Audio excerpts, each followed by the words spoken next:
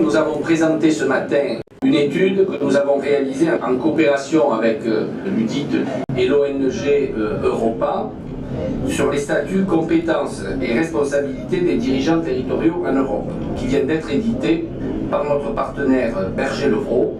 C'est une étude qui a fait l'objet d'une enquête de près de 8 ans dans 17 pays européens et qui permet de confronter les identités professionnelles des DG, des administrations locales en Europe.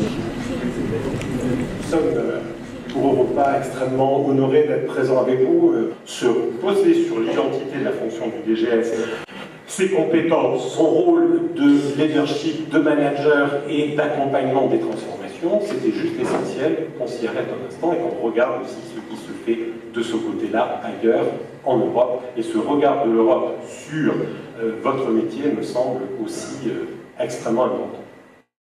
Dès l'origine, l'idée était également de se séparer un petit peu du droit, de ne pas s'attacher, de ne pas rester trop collé au texte juridique, mais bien de s'intéresser à la réalité de l'ensemble de vos fonctions.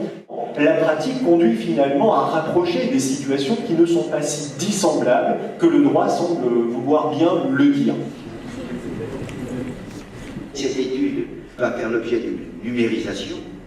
Nous pourrons et nous devrons tenir à jour l'état des connaissances, tant institutionnelles que professionnelles, sur les directeurs généraux. Voilà.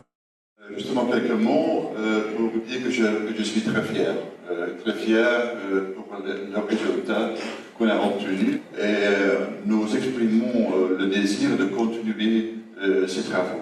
Merci bien. Donc c'est la signature de la convention de partenariat pour formaliser les travaux en commun qui ont conduit à la sortie de cette étude. Enfin, c'est une convention très large de collaboration intellectuelle, si je puis dire, entre les trois organisations.